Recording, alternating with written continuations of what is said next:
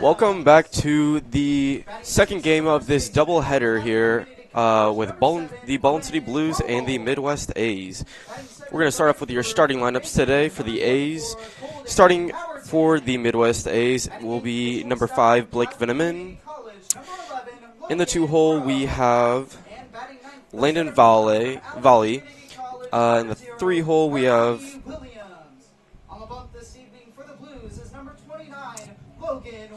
in the 3-hole, we do have Drew Oreskes. In the 4-hole, we have Easton Wassinger. And we will take a short break and get right back to you with the lineups as we're doing the national anthem.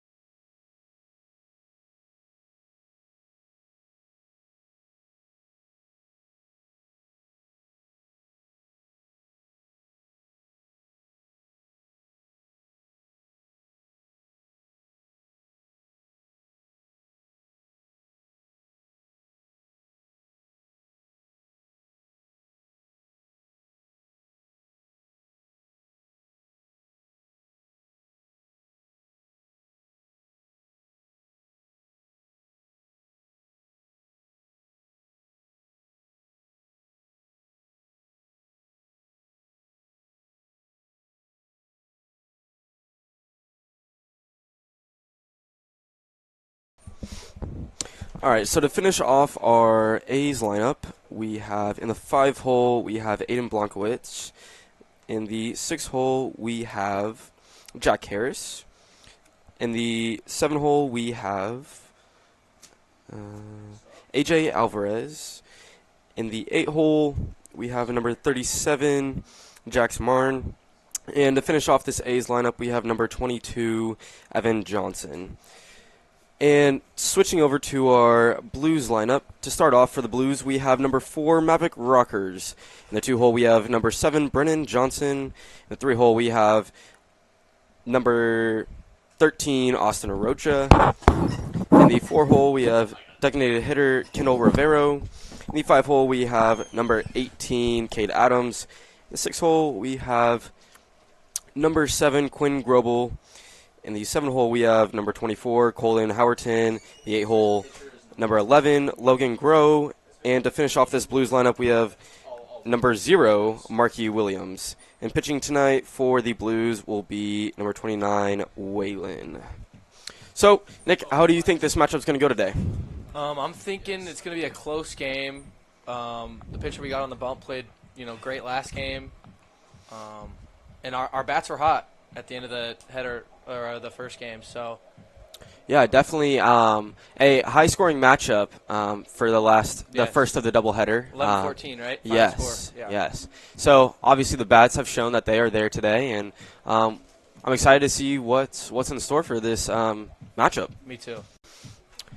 We will take a short break as we will come back with the first pitch.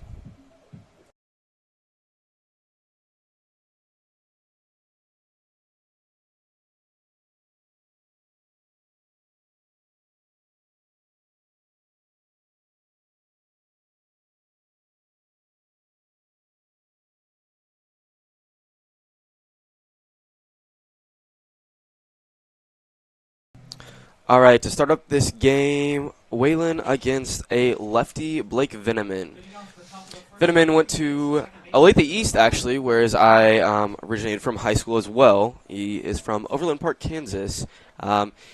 Is a really quick, speedy guy. Can get around the bases real quick, and has a short little bat swing we got here, as that is a fouled off pitch for strike one. So obviously, sun was a factor in last game, but Nick, go ahead and tell us, is that going to be much of a factor now? Well, it's starting to go down. Definitely still some daylight left, but it played more of a factor. It was definitely brighter last game. So that's a foul ball to the right field line, and But it's going to be an early 0-2 count. mainly just an issue for the left fielder, though, and the center fielders. Right, and our left fielder for the Blues, obviously, is Brennan Johnson, and he has probably one of the most experienced guys on the field for the Blues tonight, as he just finished his 4th year for Baker University. As that is in there for call strike 3 on the outer third, and it is a great start for the Blues here, as Whalen, obviously, he's the guy. He is that guy that's going to deal, and he's going to... That was a great spot by the lefty there. Yeah, I mean, he's going to paint the corners, and he's also going to just switch up speeds, which is huge for a starting pitcher. As that's a foul ball to the right field line for an early 0-1 count. Yeah, I feel like Whalen is definitely one of those guys that he's just going to attack. Yeah. There's no doubt about that, as that is just high for ball 1, making the count 1-1. But yeah, do you have any, as this pitch comes in and it's just got away from him, I'll say making the count this. 2-1? If he could just pitch like he was pitching at the end of the last game, and Yeah, the Blues have a high chance of winning this ball game. Oh. I believe that. But I'd agree. for us to pull that win, we'd have to have him pitch well. As that is a foul ball right behind, making the count 2-2. But yeah, I mean, I would agree with you. I think that the defense we got out for the Blues today is a very strong defensive team, but they also got the hot bats that can definitely convert into some good runs. So that's inside for ball 3, making the count full. Got to give him your best pitch here. That's what I'm thinking here if I'm the pitcher. So are you thinking, what are you thinking, like probably heater? I'm saying heater inside. Heater inside, all Jam right. him a little bit. Gotcha. And as that was exactly what you called, Nick. Fouled The back. payoff pitch, was fouled straight back. But, yeah, I mean, both these teams got the speed. They got it all. Well-rounded teams, I would say. But, I mean, like you said, Nick, over and over again, it's going to be a good matchup. As that is a little breaking ball that just broke a little too low, and it's going to be a one-out walk for the A's. Not a horrible idea there. Pretty good off speed. So Yes, I would just agree. Didn't get him to chase. The designated hitter, number 7, Drew Areskis. Now up to bat is Drew Areskis. He is from El Dorado Hills, California. So, those nice coast sides. And ever been to California? I've never been. How about you? I wish. I mean, I've only done some connecting flights, but other than that, there's a pickoff move to first base, and unsuccessful there. But yeah, I mean, seems like a power hitter. As Areskis has that's a grounder to first, trying to turn the double play and not in time, but they do get the runner out at second with to make it 2 outs here at the top of the first. With plays like that, he did a great job of making sure they just get 1 out. Obviously turning the double play is what you want, but that's not always going to happen. So he did a good job of making sure they got the first out there, which was at second. I would agree. Now yeah. with 2 outs. So now we have Easton Wassinger, a Overland Park native. Yeah, I would agree with you, Nick. And to get that lead runner as that pitch is outside for ball 1, I would agree. You want to get the lead runner, obviously, so there's more chance of a force out. But at the end of the day, yeah. Always that would rather a guy on first than second. I would highly agree with you on that one, So, as that is just outside for ball 2. Yeah. In this A's lineup, there is a good handful of lefties. So it's going to be a lot of lefty-lefty matchup, which, is good for Whalen. Obviously, yeah. breaking balls going away from him. But you don't see in a lot of these teams a good, healthy lineup of lefties. Mm-hmm. As that is just away for ball 3, making the count 3-1 with 2 outs here in the top of the first.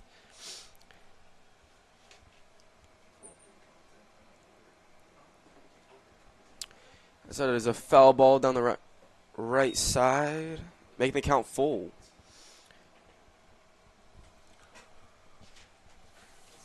Run on first is probably stealing here since there's 2 outs, full count. Yes, I would agree. So this pitch, something should happen.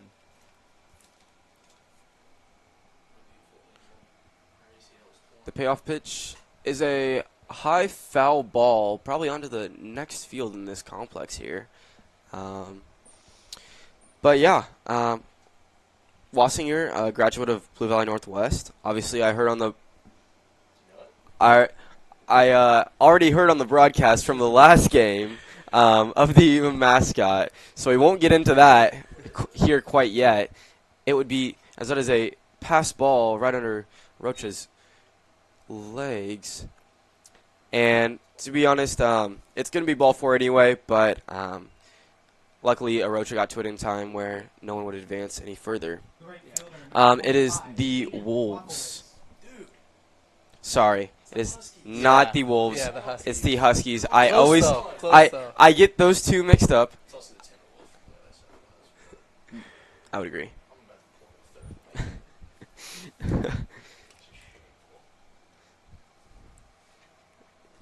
Jack Harris up to bat now, or not Jack Harris. My apologies, it's Aiden Blankowitz, and that is in there on the outer third for strike 1. Good spot there for William. That is just gonna miss for ball 1.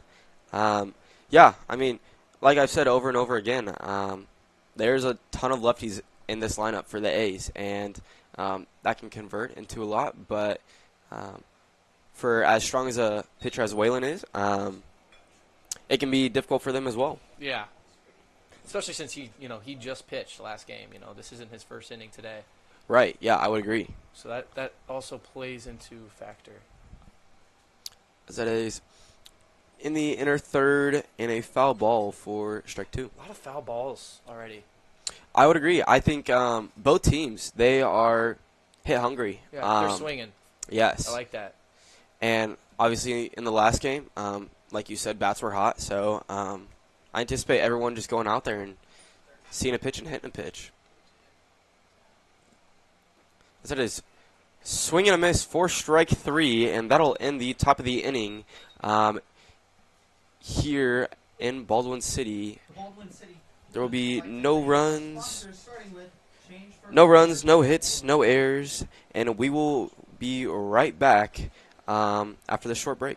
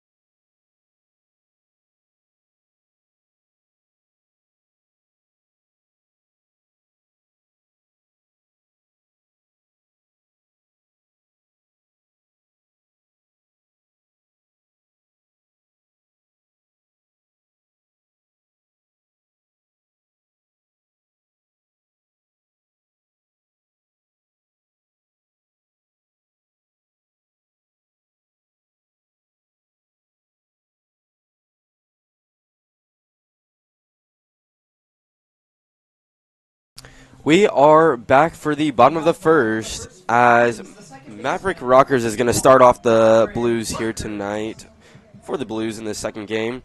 And we have found out that the pitcher for the Midwest A's will be Elias Mueller, a Overland Park native that is here pretty close, as that is outside for ball 1.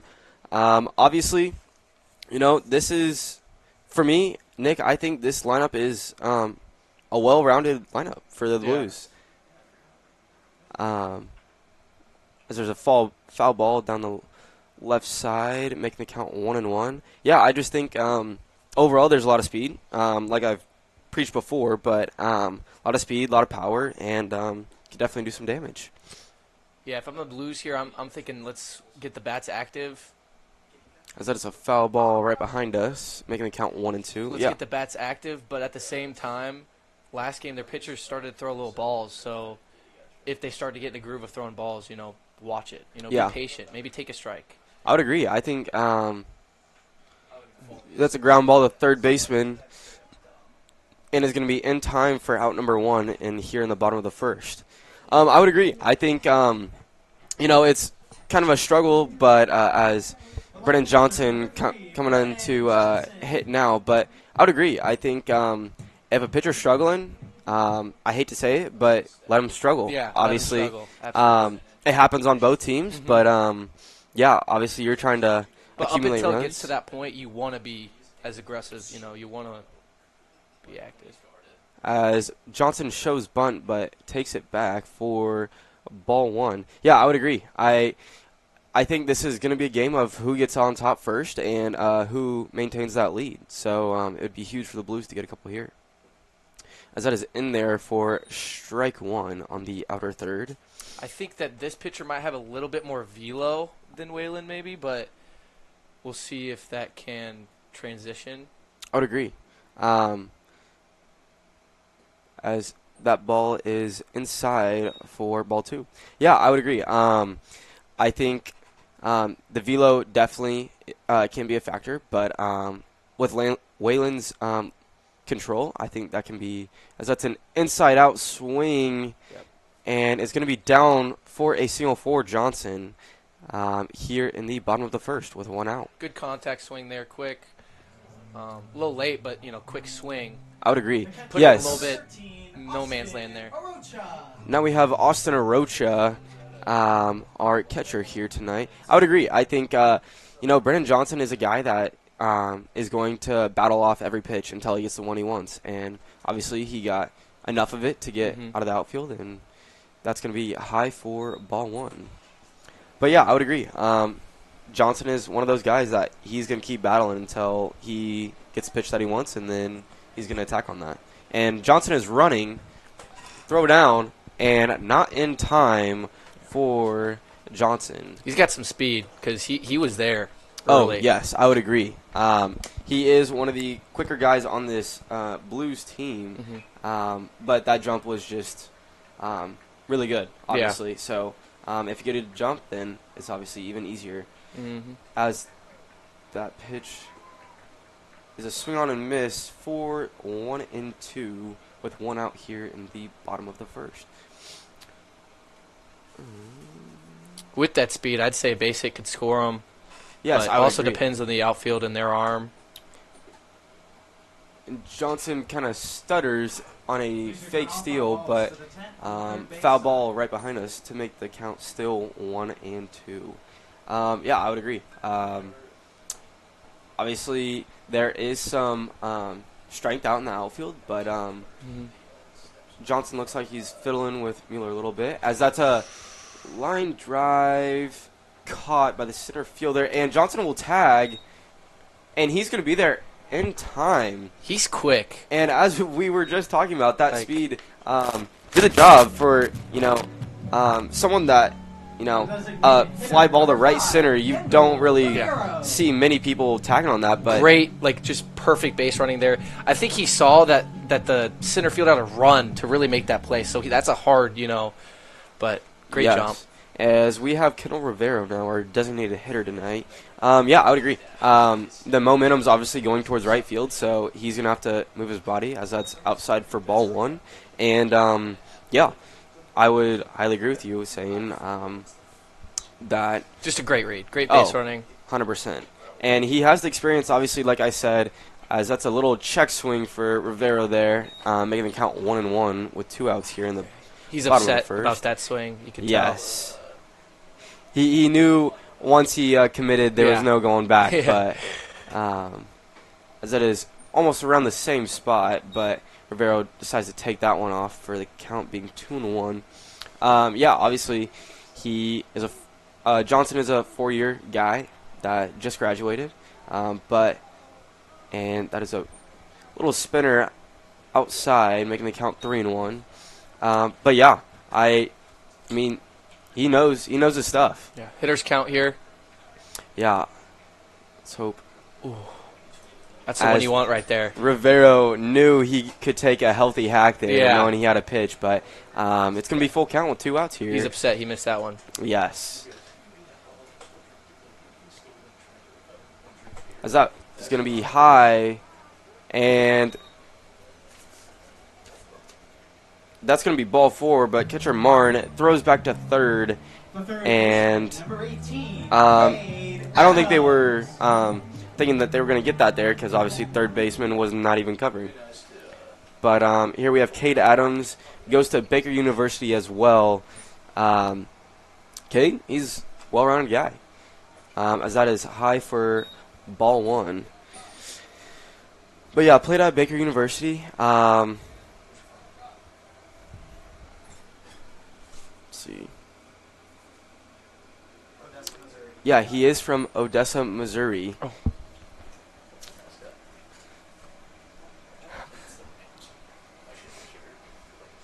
As that is ball 2 for Adams here in a first and third situation. And a swing and miss for strike 1. Nick, obviously first and third. I may be stealing here. You at think first. so? I think so. All right. Just to get active early. Yeah. I mean, it's as that's a line drive to left center, and that is going to be down. That's going to score Johnson. Rivero is going to come to third, and he is getting waved home. It's going to be a little pickle that Cade Adams got into, and he is going to be tagged out for the end of the inning. But the Blues were able to score 2 on that line drive to left center. And He just rounded that second base a little too far. Yes. And he was just caught. and I think he was expecting a throw home, but Got obviously- out, but did his job. Yeah, 2 on the board, and we and that's exactly what you want. But we will take a short break as we come in for the top of the second.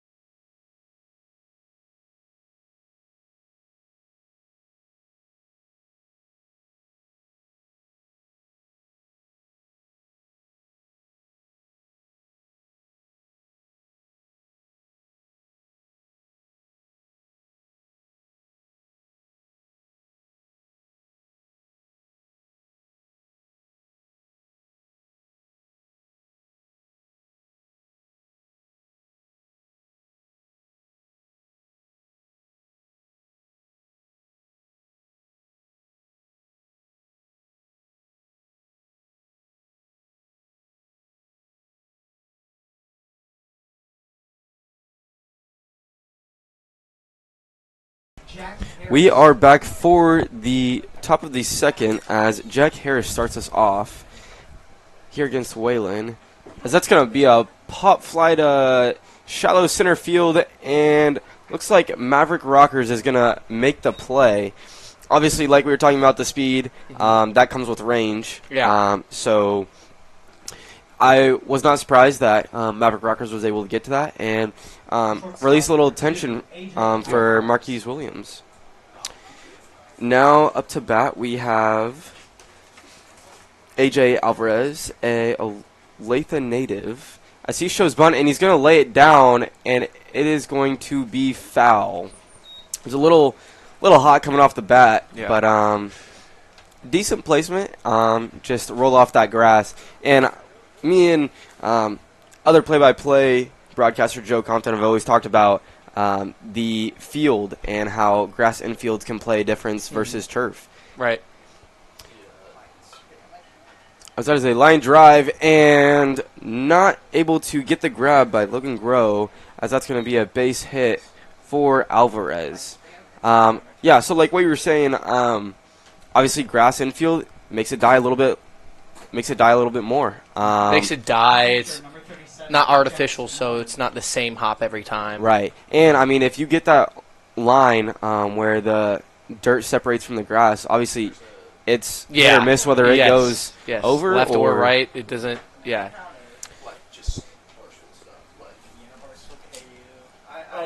So that's going to be strike one for Jax Marn, our catcher tonight for the A's. He is also a native from Olathe, Kansas. And looking at their roster, there is a lot of Olathe natives, as that's a pickoff move to first, and it's not going to be successful. But yeah, a lot of Johnson County players from the A's here tonight, and obviously they recruit from as runner goes, and was in time but unsuccessful to make the pick and make the tag. So Alvarez will be safe at second here in the top of the second. Would love a pop fly or strikeout here, because putting a ground ball in play will most likely advance. I would agree, as that's a swing and a miss for strike two, making the count 1-2 with one out. Yeah, I mean, obviously, Johnson County is a huge county. I mean, there's not much to it, not much else to say, but, you know, all the Lathe schools, Overland Park. A lot of talent in that. I would agree, yes, and the amount of technology that is given, as that's a swing and a miss for strike three, which is exactly what you were talking about, Nick. A strikeout was huge for Wayland there. Now there's 2 outs. Yeah, so for the Blues, obviously you want to get an out. Yeah. No matter how that is, pop fly, strikeout, anything. But for the A's, obviously you want to find something on out in the grass. I mean the outfield grass, not the infield grass. Right. But something in the grass for Alvarez to come around and score. That is true. As that is ball two for Evan Johnson. He is from Illinois. Ever been there? I have, actually. Chicago. That's in there for strike one. I was going to say, obviously, everyone knows the good old Chicago. Yeah, so, yeah. Good pizza and hot dogs. And the amen Cubbies. to that. Go Cubs, go. As Yep. that is inside, nearly hits Johnson for ball three, making the count 3-1 with 2 outs here in the top of the second. Yeah, I mean, shoot. I've been there for St. Patty's Day, and Ooh. it was electric. Yeah. I'm not going to lie. It looks electric. But, yeah. As the pitch comes in, and that is going to be low for ball four, making runners at first and second for the top of the lineup for Blake Veneman. The second base. And Blake if I'm the Blues, this is one guy I really would not like to face. He is kind of like Johnson in a way. He likes to battle. He's very disciplined at the plate, and obviously he's got speed. So, very big weapon there, as that is going to be just high for ball one. Yeah, I mean, in Chicago during St. Patrick's Day, obviously they turn all the water green, Yeah. and it's a fun time. Yeah. I went when I was younger, but I'd love to go back again, as that's a foul ball for strike one for Veneman. Yeah, so what's your go-to pizza? I usually just stick with cheese, but, you know, sometimes I'll mix it up with pepperoni. All right. How about all right. yourself? Pretty basic guy, huh? Yeah, definitely. I'm a big protein guy. Oh, so, wow. Okay. I do love the sausage, the Yeah. Italian sausage. This pitch coming in is low and away, but blocked. Great block by Arocha to keep it in front of him for the count being 2-1. But I will say that I'm one of those guys that Yeah. likes pineapple on pizza. Ooh, okay. Yeah, Um, I guess. A lot of controversy on that. Yeah. As that is in there for strike two. Deuces are running wild. But yeah, I'm a big pineapple on pizza. I don't think I've tried it, so I'll say don't knock it till you try it. But Right? it doesn't, you know. I'm not going to say it looks amazing. I'm just a big sweet and savory guy. Okay, So fair enough. as that's low in a way. Oh, runner Alvarez going to third, and Arocha wasn't aware at the time that Good he was read running. by Alvarez there. Down angle reading it in the dirt, and just had a good jump there. I would agree. Bases are not bases loaded. First and third, 2 outs, full count here in the top of the Best second. pitch right here. I'm thinking off speed away. Off speed away. As that's going to be off speed inside, but not in the zone for ball 4. Waylon wanted it. Arocha wanted it as well. He was asking Yeah. home plate umpire if where that was. But now that brings up Landon Vale, Lee Summit native. We have a little bit of trouble here. 2 outs, bases loaded. Be huge for Waylon here to get just one quick out, as that's in there for strike 1. Great spot. But yeah, I'm a big. I think the pineapple on pizza just brings a little bit of sweetness. Makes it Okay. really. See, I like honey on the crust. Oh, you know? honey on the you ever do crust. that play? Or? I love the honey on the crust. Okay, good. Yes. So we can agree on that. We can agree Stuffed on that. crust or regular crust? I usually rip regular for the pricing. Oh, you know, I agree. But stuffed, We're all college stuffed- kids. Yeah. You know. But yeah, stuffed crust is 100% the play.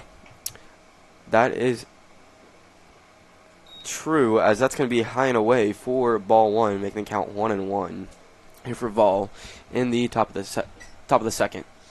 Yeah, I mean, this pitch is in and it is a pop fly right behind, and I just heard a clink of bleachers, Yeah. hoping everyone's okay out Yeah. there. But yeah, no, I mean, Waylon, I know I've said it multiple times, but right here I'm thinking best pitch. I'm thinking I'm giving him my best pitch. I don't know if that's changeup, curve, fastball, but this is a good hitter, power hitter. I would agree. As that's a swing and a pitch. miss in the inside quarter for strike 3, and Waylon will get out of this with the bases loaded and 2 outs. Blues would like to think is Whitney's Hair Salon. With that, it will be 0 runs, 1 hit, 0 errors. With the bases loaded here in the top of the second, we will be right back with the Blues lineup in the bottom of the second.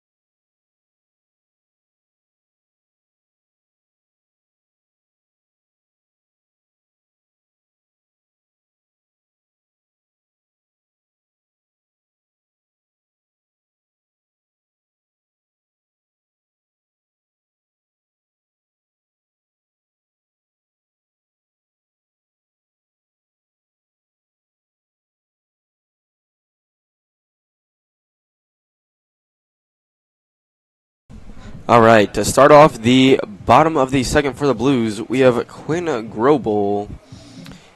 And this dude's got some size on him. With that comes power. He has been able to connect a couple times, as that is right in there for strike 1. But, yeah, he has the power, and he's had a couple deep shots here in this earlier part of the season. But as that is a shot to right center, and like I said, that is gone. Quinn Grobel with a nice knock to make the score 3-0 here in the bottom of the second for the Blues.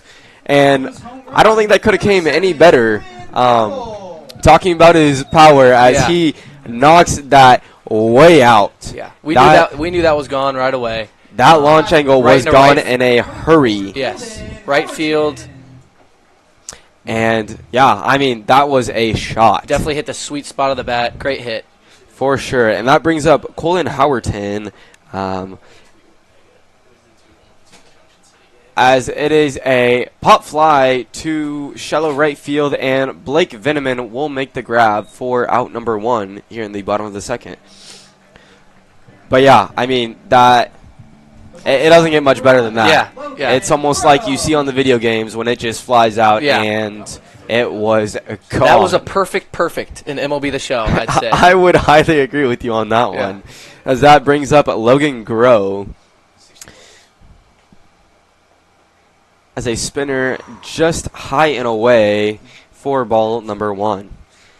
Obviously, the Blues got out early, and they're just trying to solidify more of a lead, as that is in there for strike 1. Obviously, the bats are hot, but I think still it has to do with our pitching around Waylon, and if we could just keep the bats active and have him pitching well, I would agree. we'll be in great shape. Low and away for ball 2. I would agree. I think that was a little bit of a tassel that Waylon got into last inning, but that's high for ball 3. He was able to get out of it. But yeah, props to Waylon for taking it himself and really dealing. So the pitch comes in, and it is high and inside, but it's going to be a high fly ball to shallow left, and it is going to be caught for out number 2 here in the bottom of the second. With that out brings center fielder Marquis Williams, and this dude has some speed. I will say that.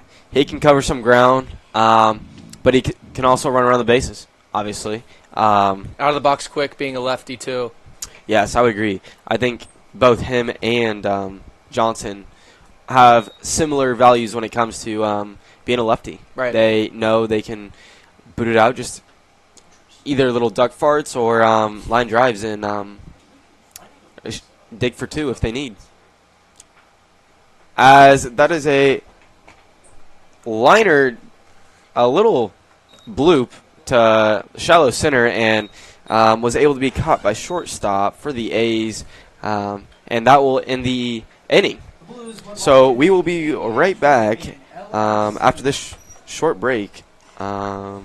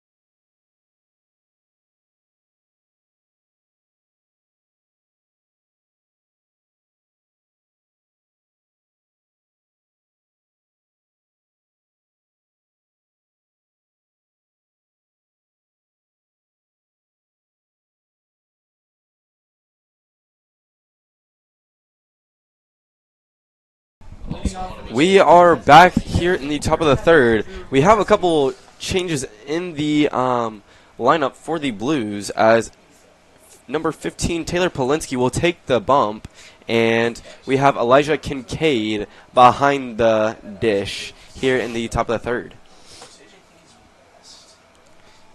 as that is a foul ball just straight back for Oreskes. Yeah, I mean, What do you think about them taking out Waylon? I think they probably could have waited an inning or two, but I get the pitch count worries with him pitching last game. right. That is a fly ball to right center, and Marky Williams is calling for it, and he will make the grab for out number one. I agree. I think him pitching last game is Playing a factor. Yes, it's definitely playing a factor. But him to get two good scoreless innings, I mean, that's all you can really ask for in a guy. Absolutely. Especially in these summer ball games, guys won't go more than 4 innings unless they're really trying to work for the upcoming season. Right. As this brings in Wassinger, as that is low for ball 1.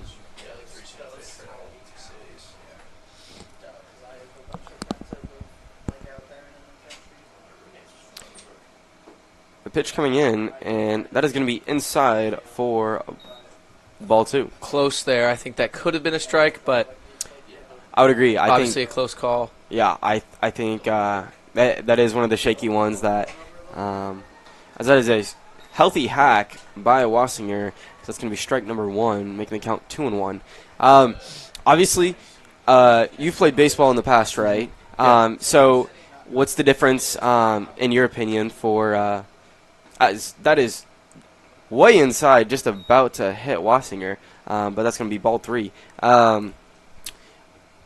Different arm slots. So obviously you have Polinsky, that's a sidearm pitcher, Yeah. and Waylon, that's a lefty. But then you go to a righty sidearm. How do you feel about that? So That's in there for strike 2. for me, I think that arm angles are extremely important. I mean, having a sidearm, it's funky seeing that out of that angle, but Right. they got to be able to throw strikes. A lot of sidearmers, it's hard to find the zone, but he's doing a good job so far. As that is a line drive just past Rockers, and that is going to be a 1-out single for the A's here in the top of the 3rd. I'd agree. I think different arm angles are really tough to come by. You don't see a lot of sidearm, but it's slow to be on the uprise. Like you were saying, with consistency around the zone, it is more difficult. Yes, 100%. But if you can be good around the zone, which I think Polinsky has done quite well in this first half of the inning for him, I think it'll be good, as that's in there for strike 1. And this brings up number 25, Aiden Blankowicz. I think Polinsky has done a great job staying around the zone and seeing what, just letting him hit. Yeah. I think the velo isn't really an issue with his different arm slot. Absolutely. I agree.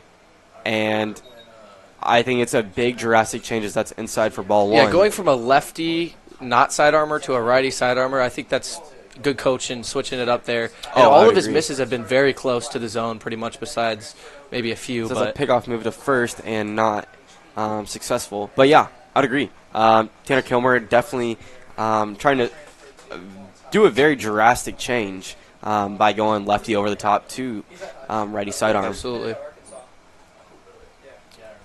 As the pitch comes in, and is a line drive to right field, and that is going to be off the bottom of the wall, and that will not score them, as Wassinger wasn't really on his horse, or The left fielder, number 19, Jack Harris. actually, my apologies, there was a change in the lineup. 14.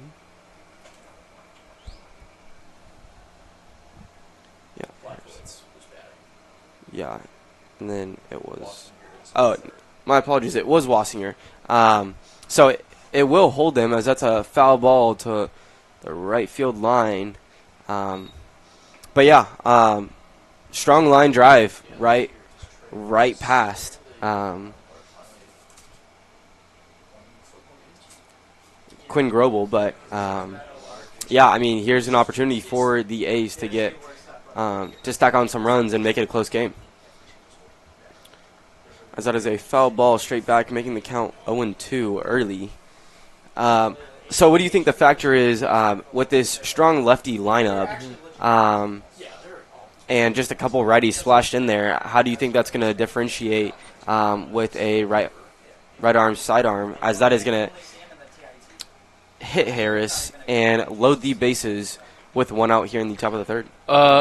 We just need to hit our spots. If we can hit our spots, it shouldn't be too much of an issue. But like you said, yeah, this is a lineup full of lefty hitters, which now that we have a righty pitcher, definitely will probably benefit the Aces a little bit more. I would agree. And this is definitely looking like some trouble for the Blues here. Yes, as this brings up AJ Alvarez here in the top of the third. That's going to be right in there, right down the pipe, middle for strike number one. Yeah, A's third base coach might have given him the take there because that was the perfect pitch, in my opinion. I would agree. That is low, and a great block by Kincaid to keep it in front of him, making the count 1-1.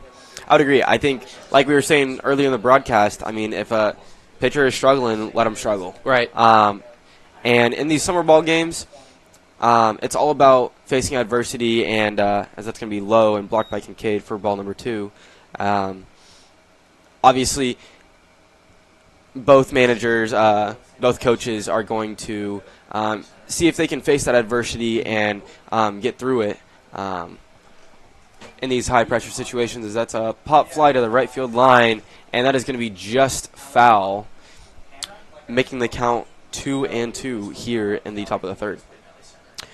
Yeah, I mean, obviously we talk about a lot of different situations, and especially in the summer ball league, you want to face those tough situations. Therefore, when it comes to the season for wherever you go to college or whatnot, that you're ready for them. Yep. Yeah, and I think that's one thing that Brennan Johnson is very good about is having that experience. As that's a swing and a miss for strike 3. Yep. And that's exactly what you want for Polinsky. To get that strikeout with the bases loaded, and all of a sudden we have the same thing that Waylon had. Yeah. Bases loaded, 2 out, and that's going to bring up Jax Martin, the catcher for the A's.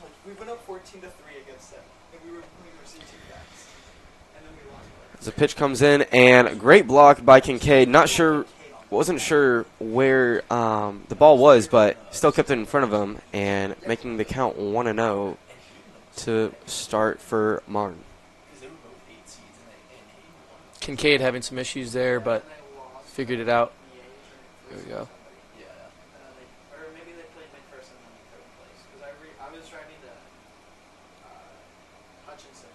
Ooh, as that is a foul ball from Martin, hit Kincaid right in the ankle.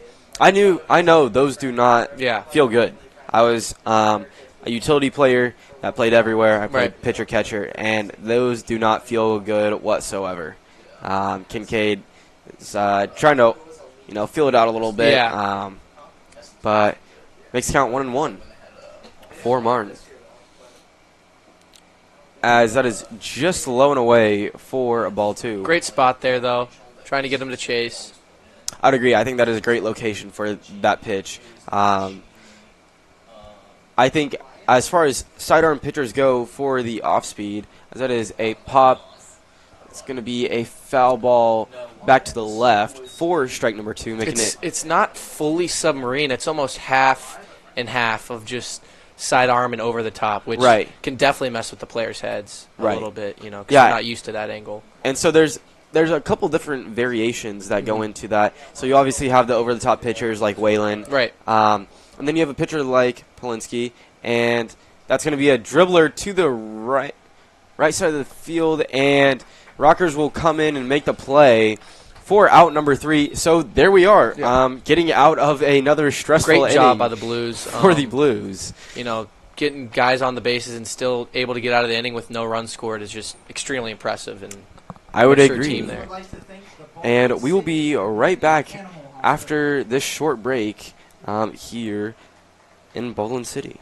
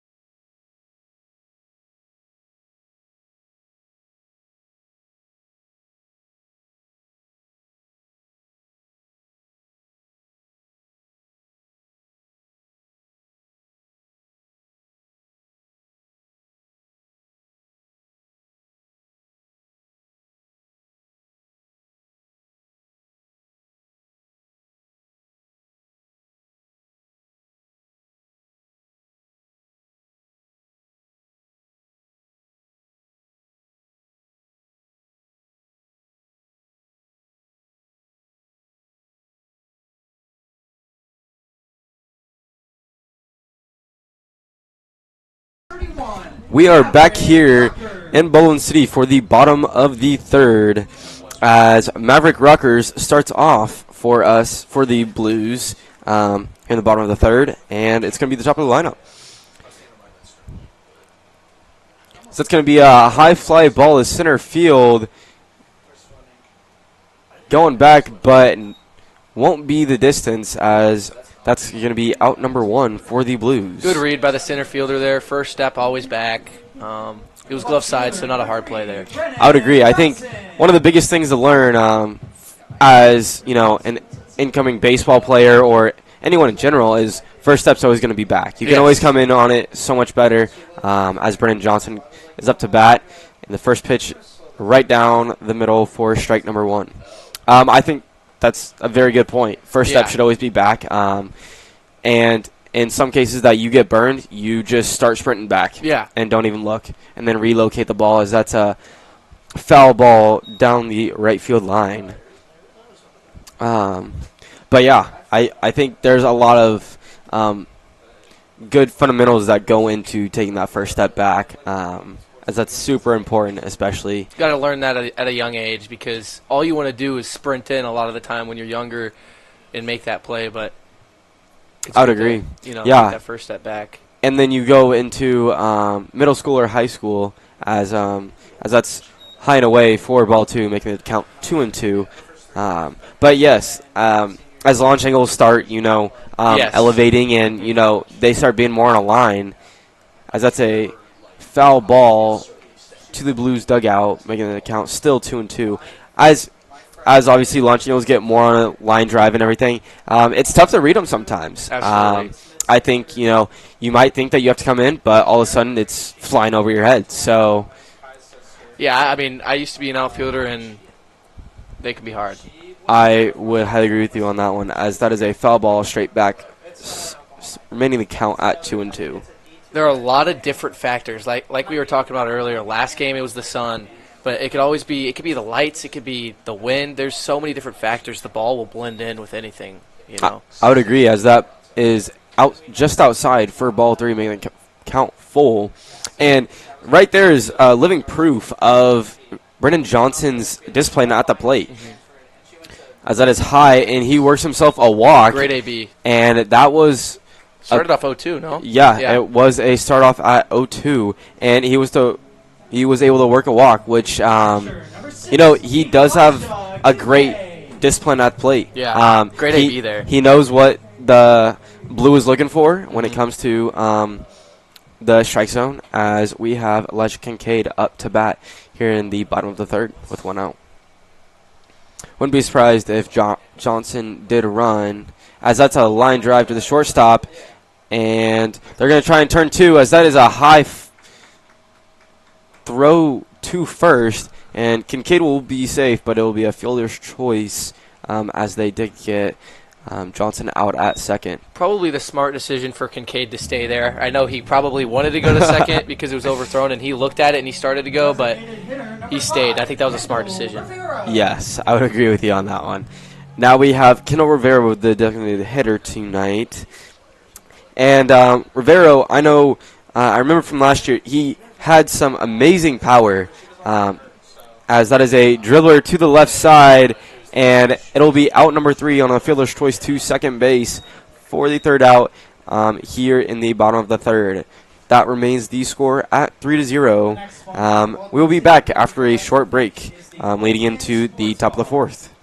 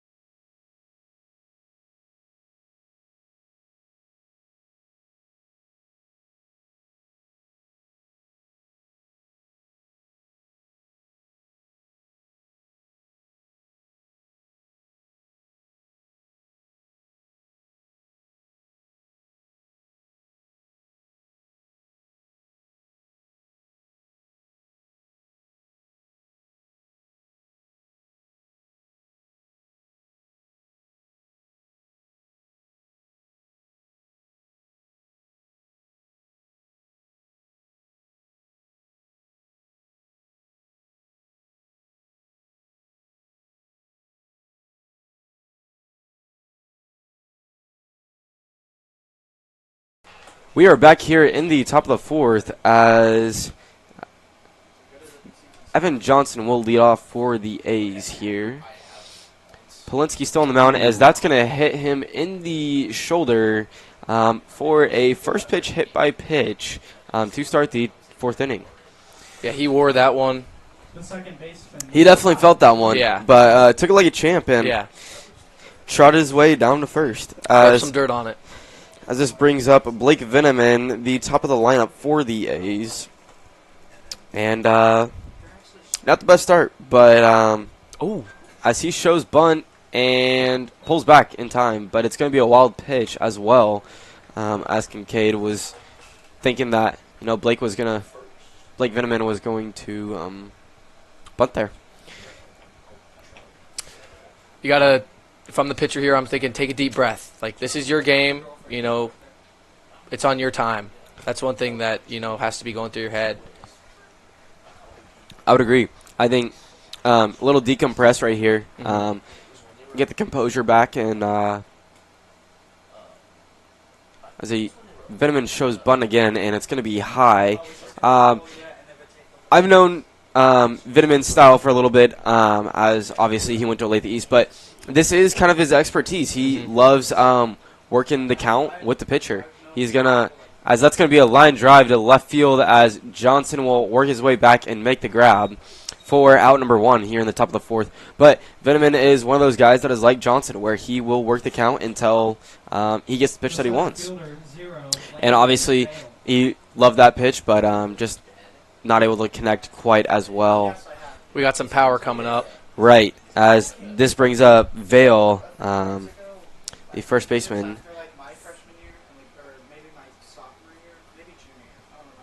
Oh, sorry, not the first baseman, the center fielder.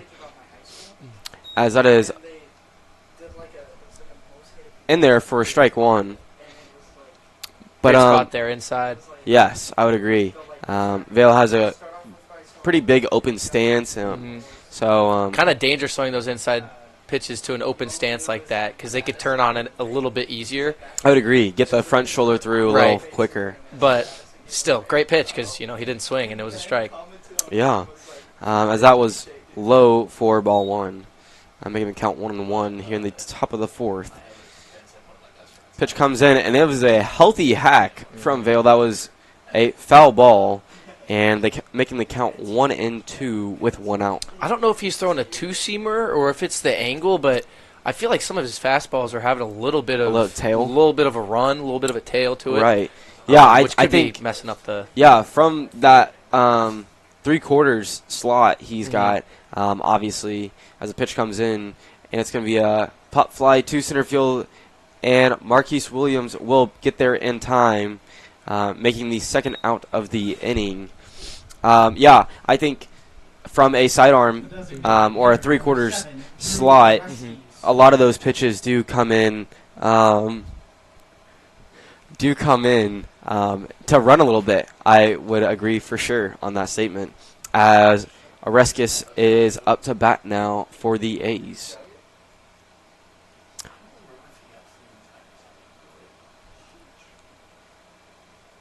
The pitch coming in, and it's going to be a line drive to right field and caught for the third out of the inning. And, well, that is exactly how you want to happen if you're a Blues fan here. Started off a little, with a hit batter, started off a little rough, but was able to get some quick outs.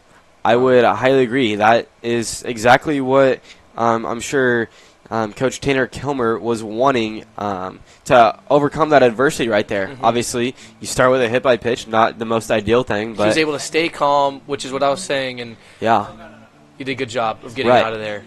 I would agree. And that will end the top of the fourth, so we will come right back to you after a short little break.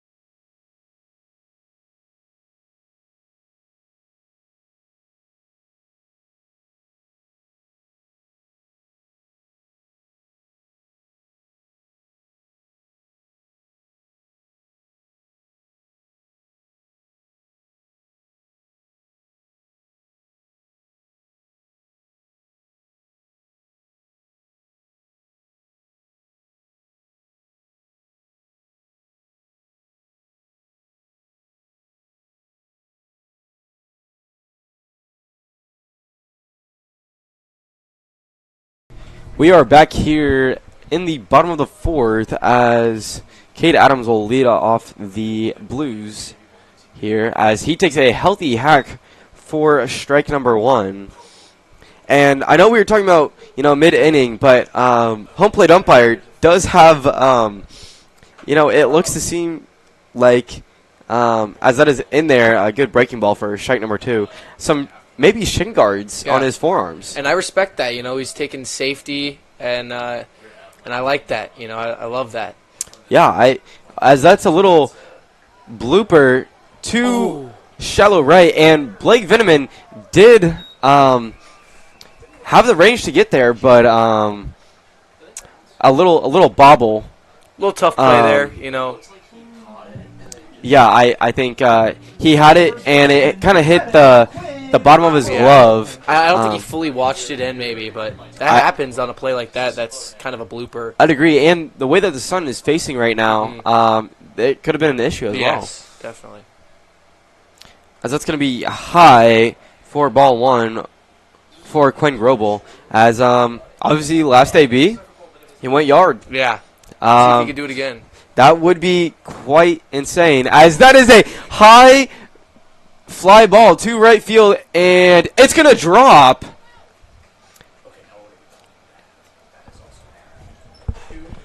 And that will be the second error of the inning, as Blankowitz had time to get there. I really thought it was going to be a back-to-back bomb for Grobel. I thought that was about to be out of here, but he got under that. He just wasn't able to, see it down. Yeah, I don't think it was the as perfect on the barrel as we were talking about. But still able to get on base and do a job. So he's having a good ball game so far. I would agree. And Cade Adams was obviously a little stumped, as this is low for ball one for Howerton. But, yeah, Cade Adams was a little stumped. Really thought that Blankowitz was going to catch that, but he was able to rush to second, as that is low for ball two. Good eye there. I'd agree. And like we said about the home plate umpire and his shin guards, I think that, technology also for protective gear as that is a line drive to Blake Veneman, and it won't be in time for the double play, but it will be a fielder's choice getting Grobel out at second, and it is going to be one out with runners at first and third here. Very smooth play there. Oh, yeah. I would say Veneman does carry a nice, smooth, quickness feel to his game, and that's something that I think a lot of people admire. As this brings up Logan Groh.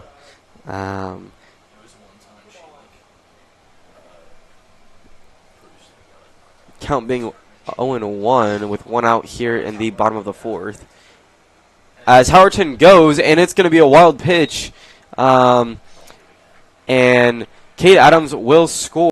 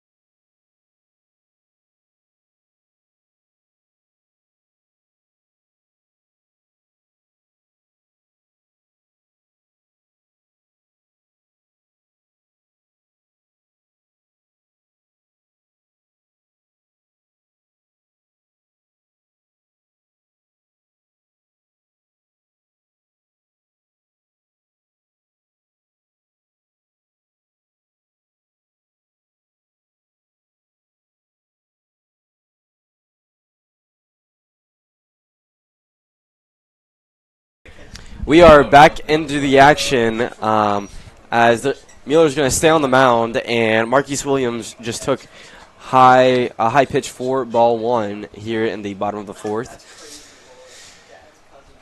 The pitch comes, and Logan Groh was running on a little hit-and-run action, but foul ball to the Blues dugout, making the count 1-1 with one out.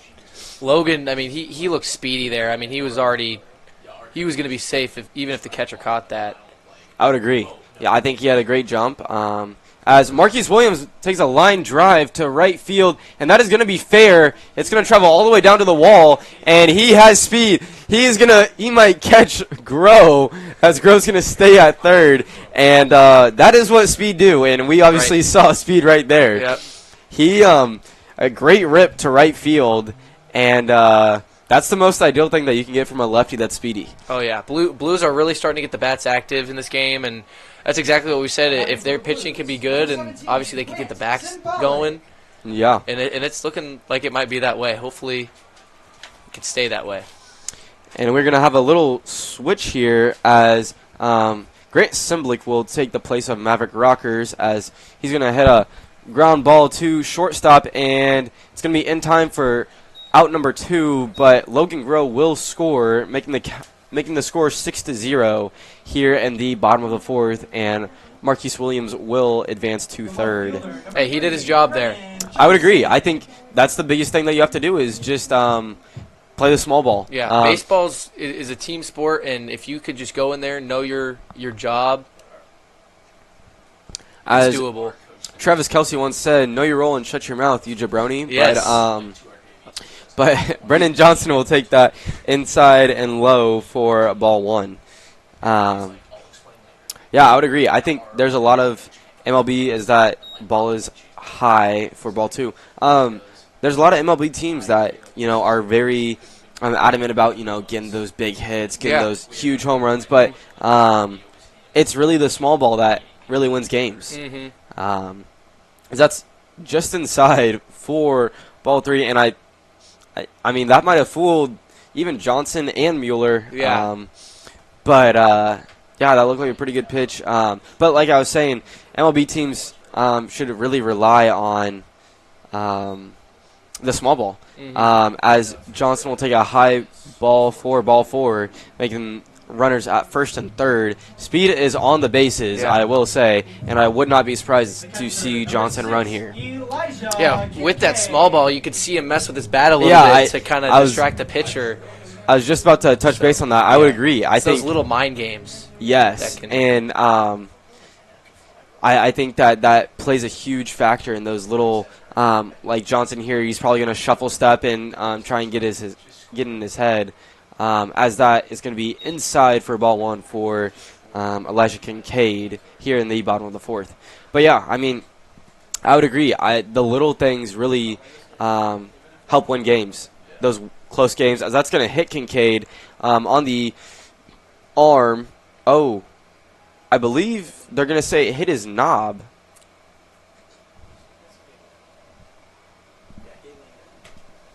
Kincaid looking very confused. I think we're all very confused here, Nick. Yeah. I'm not sure what to think about it, but everyone's kind of just looking around, confused. And yeah, I think it's going to be 2-1 now. The count, or 2-0.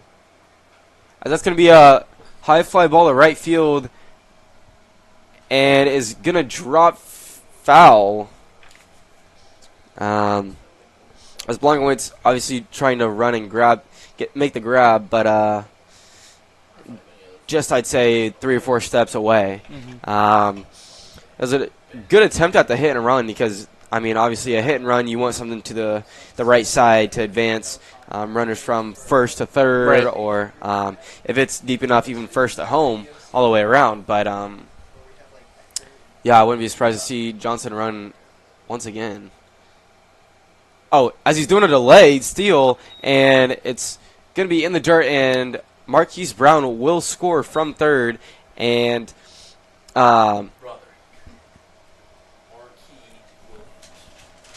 Sorry, my apologies. It is Marquis Williams. I don't know why I keep saying Marquise Brown, but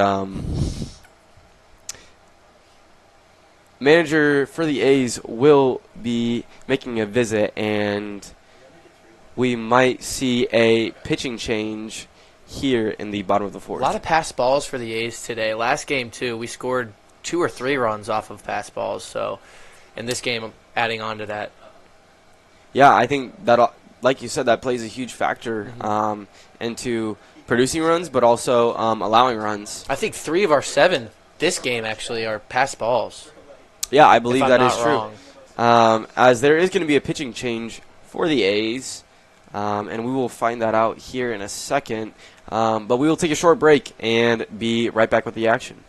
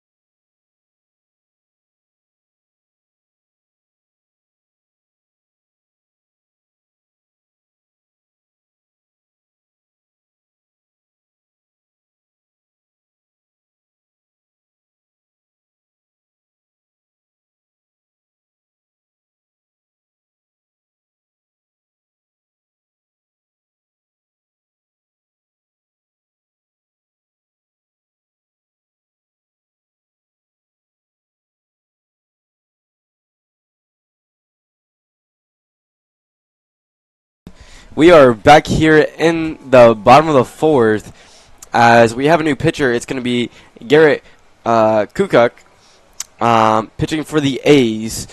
As the count will remain 3-1 with 2 outs here for Elijah Kincaid. As Johnson will be running and not even an attempt to throw.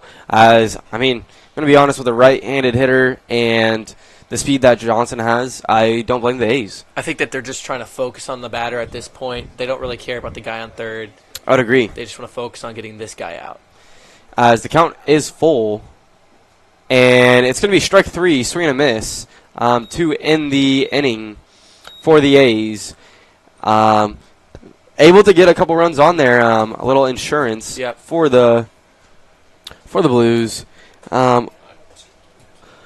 With that being said, we will. Stevens Real Estate. There will be 4 runs to help support that 7-0 lead for the Blues. After that, it looks like Polinsky is coming out for a third inning, and with that, we will be right back.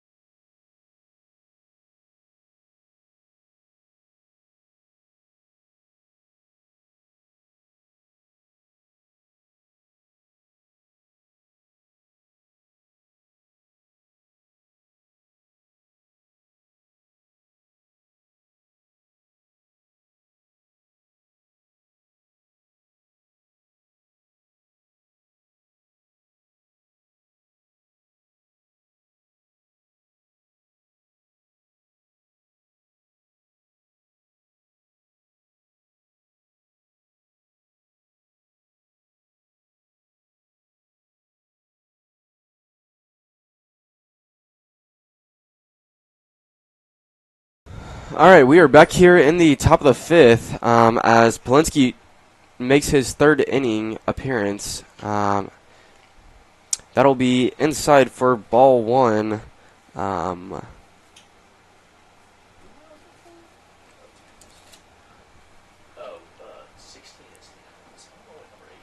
As that's going to be giving some chin music for Wassinger, making the count 2-0.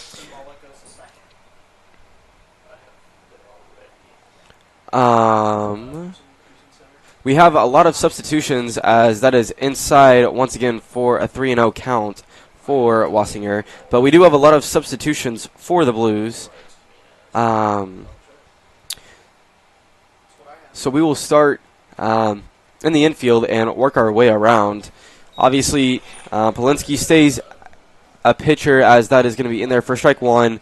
Kincaid is going to stay behind the dish. I like that move by the coach there, keeping him in. I would agree.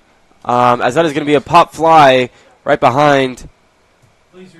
And the count will be full. Coming from a 3-0 count to a full count is huge for Polinsky. Yeah. One thing about Polinsky is he's showing some fight. You know, he'll get down, he might hit a batter or walk a few, but still 0 runs. I would agree with you, Nick. As that is a line drive, foul. Way foul. But it was gone in a hurry. If it's fair, it's gone. But in that case, it was foul. So then at first we have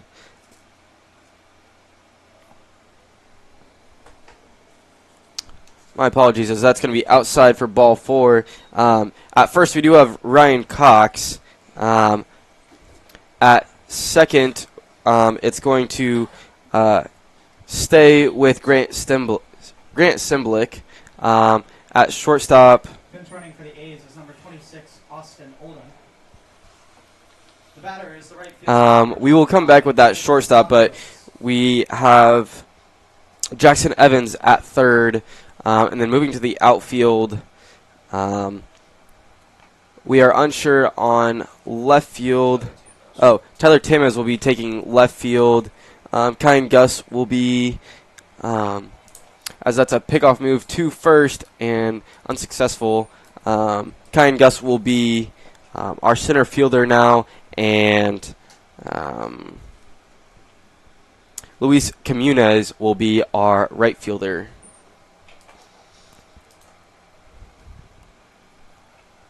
This pitch comes in. It's going to be a pop fly, and Jackson Evans will be there, but is unable to make the grab. So the count will be 0-1. I think he got a little bit worried there, seeing Kincaid at the corner of his eye running towards him and all the gear, but tough play there to make. You know, he was there, but wasn't able to watch it in, and that's okay. I would agree. I think those are kind of tricky situations. Obviously, third baseman Jackson Evans has priority over that because he has a better view. Right. But this pitch comes in, and it's going to line drive past Evans, and it's going to be a single for Blankowitz. So first and the second, no out here in the top of the fifth.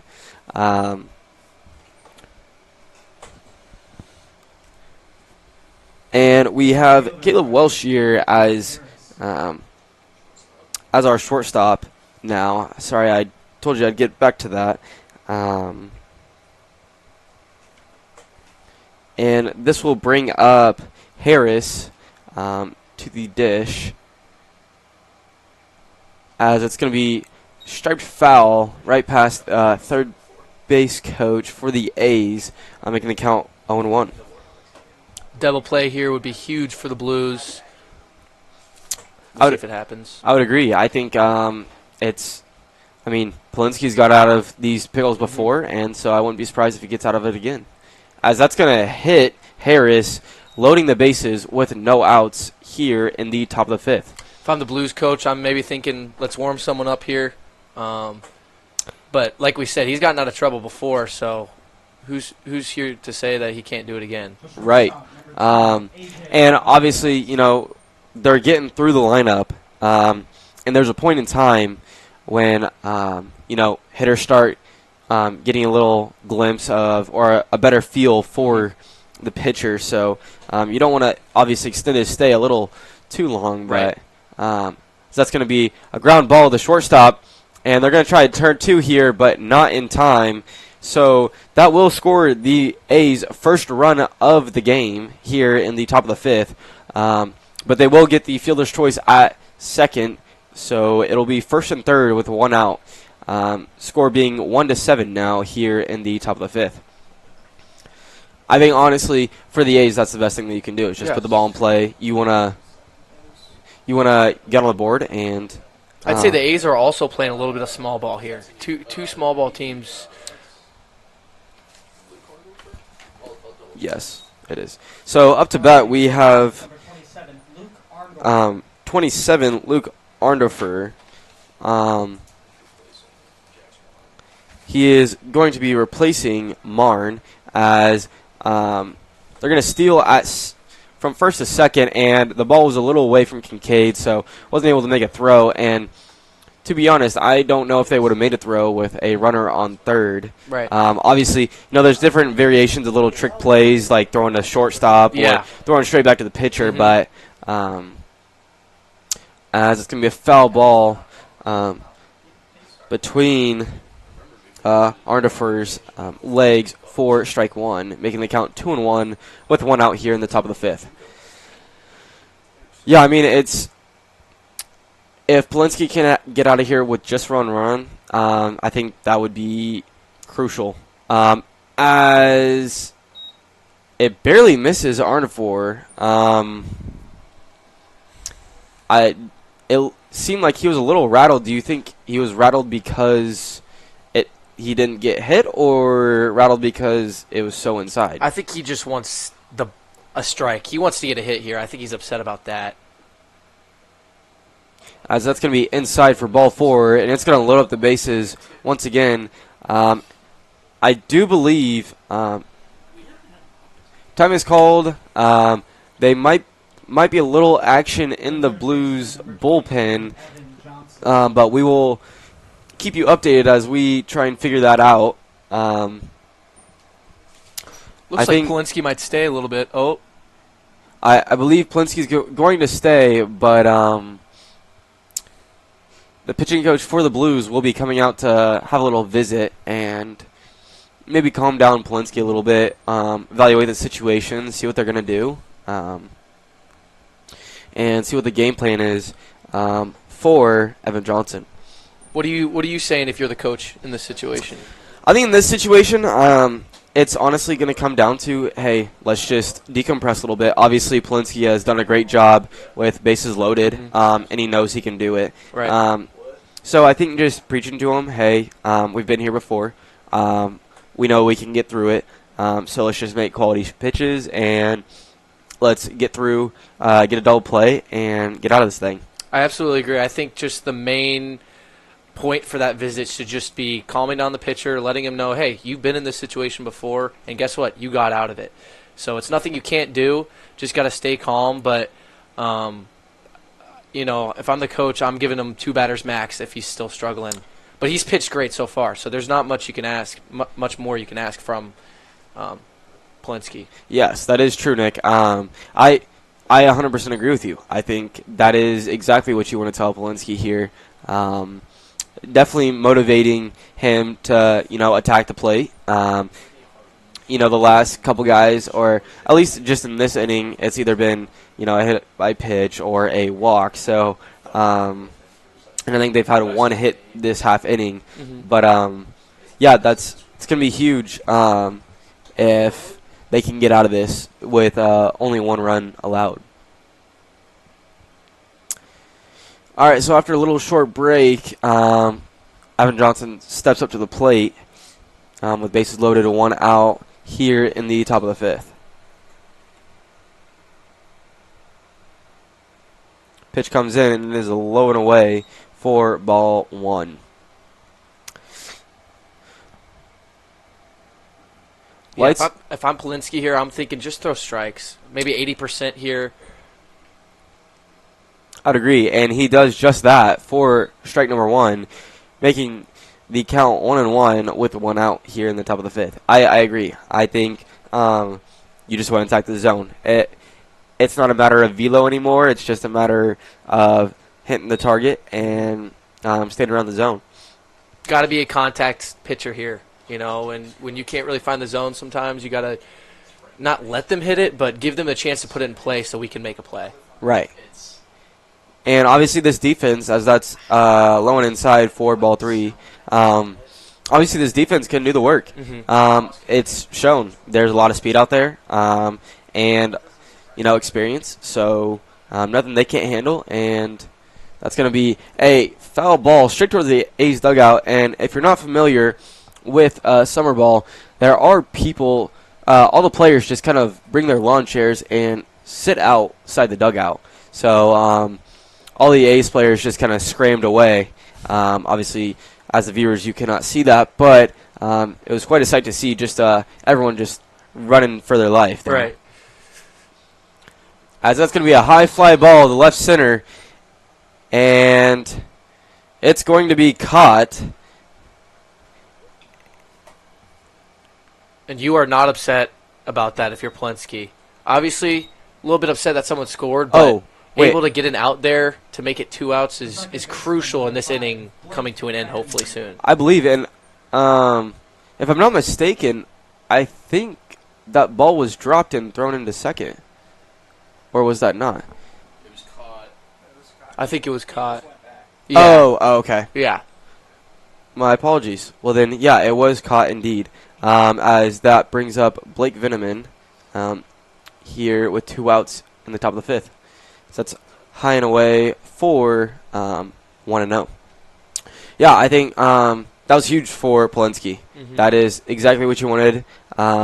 Get a fly ball. Obviously, yes, it does score one, but we're still at 5. Right. You have exactly. you have a little bit of lenient room with that insurance run. As runner is going, and they're going to make the throw, and a little bit of a transition there. Runner on first was going, and then decided to stop 4 steps early, and I don't know if he knew he was gone or Kincaid made a great throw. Yeah, great heads-up play there. I'm surprised he threw that one home. Since there was already 2 outs, you could probably try to make that guy out at first, but he did bobble it a little bit. Right. So what a play, though. Like, that was a dot to the catcher and able to make that play. So, and I think a huge thing is if you are trying to get the runner between first and second and the runner on third scores, that run does count. Absolutely. So that could be a reason why they decided to throw home. But great throw home as well. And runner on third just kind of slipped right when he got to Kincaid, and Kincaid was able to just secure the grab and make the tag. And that will end the top of the 5th inning for the Midwest A's as they are able to get 2. We will be right back after a short break.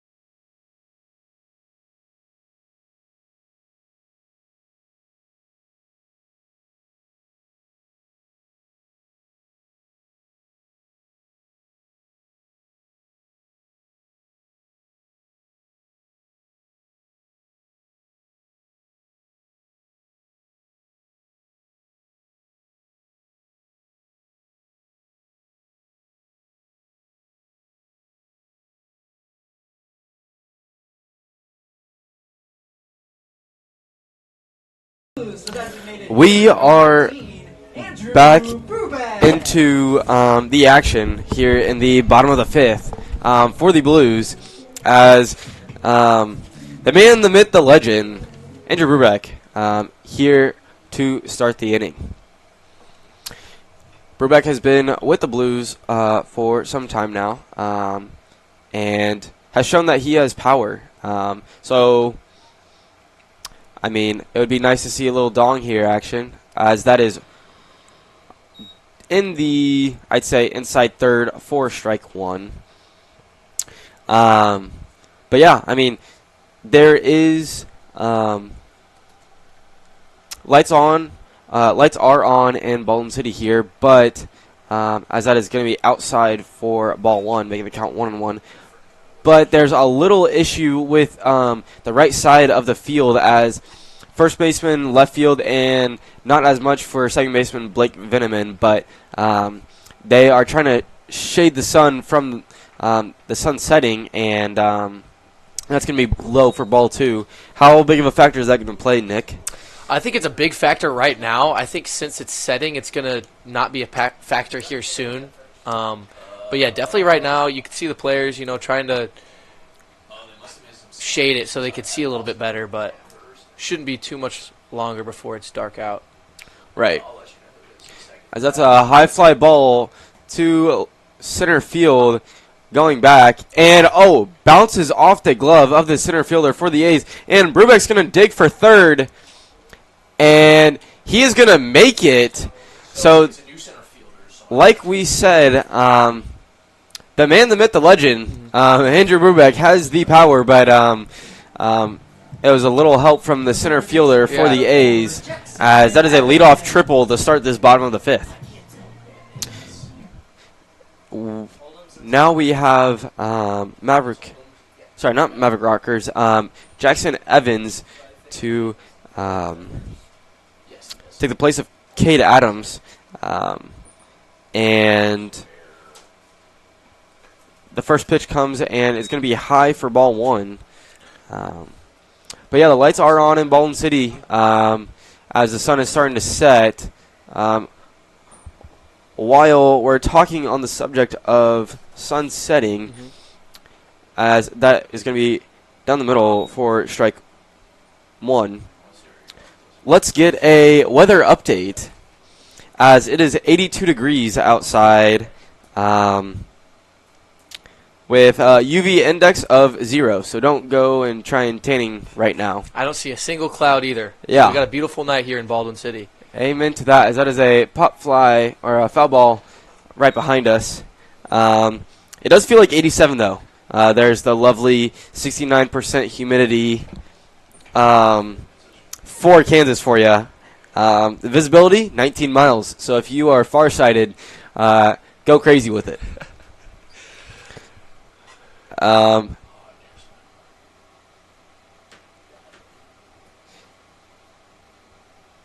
As that is fouled off straight back again for the count to stay at 1-2.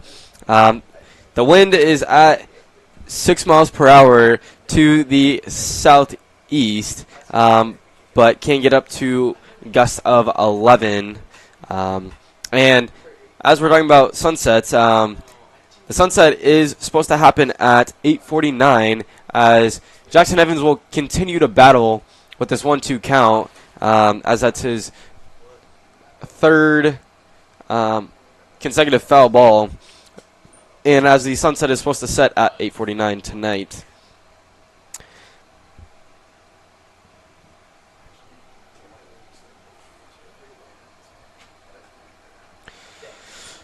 It's going to be another foul ball straight back, but might have some room and will make the catch.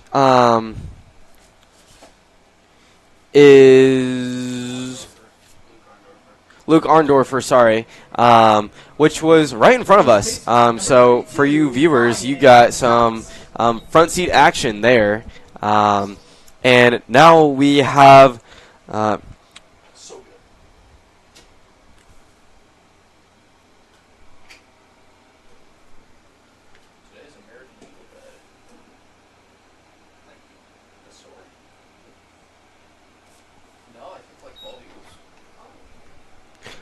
we have Ryan Cox up to bat now, as the count's going to be 1-0 with 1 out here in the bottom of the fifth, as we did lead it off with a Brubeck triple with a little assist from the center fielder. Um, I do want to as add, I think that's great base running by Brubeck. I know it was a deep pop fly, but a lot of runners will half run there, but he stayed on the sprint. And that's why he's able to turn that double into a triple. I would agree, and that's one thing that coaches look for is someone that's willing to, as that's a little pop fly in the infield, and first baseman will make the grab for out number 2, as Comunas will come up to The hit. right fielder, number 9, Luis Um, Gutierrez. but yeah, like you said, coaches look for that, just grit and power to Yeah. want to, keep going. Yeah. Whether you have a ground ball in the infield and you're making a hard 90, or it's a routine pop fly that, just like that, you keep going for, as that's going to be outside for ball 1. Yeah, you keep running, and in that case, Brubeck did exactly that. It could have been a single if he wasn't running hard, but Right. as that's a liner right past the pitcher, and that's going to score Brubeck, as it was a liner. Yeah. That ball was hit hard. It off was of that. gone in a hurry out of the infield. So that's going to be a base knock, RBI single for Comunes, as this will bring up Caleb Welshier with 2 outs here in the bottom of the 5th, and the Blues will extend their lead, making it 2-8. So building a little more cushion to help with some insurance runs, as that's going to be inside for ball 1.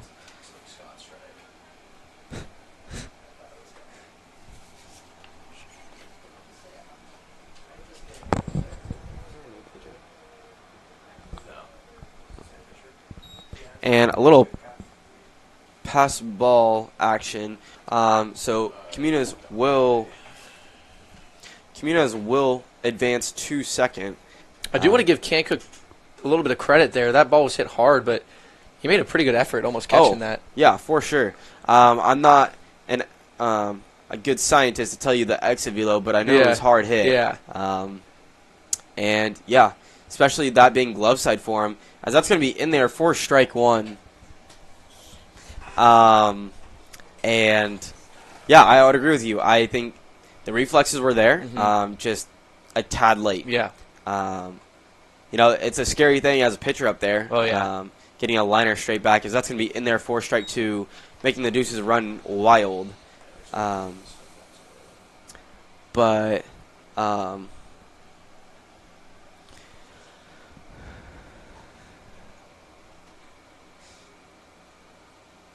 And Comunas will make a jump and be there really nice. It was a ball in the dirt, which good read by Comunas. Obviously, he had a good jump at first, but, jumping on a pitch that's an off speed is obviously huge for the runner, because if it's in the dirt, that's that much more work that the catcher has to do. They had no chance getting him out there. I'd agree. No throw. As that's going to be a little ground ball to the first baseman and will make the play. Therefore, the Blues will score 1 here in the bottom of the 5th, making it 1 run, 1 hit on 1 error with 1 left on. And we will take a short break leading into the top of the 6th.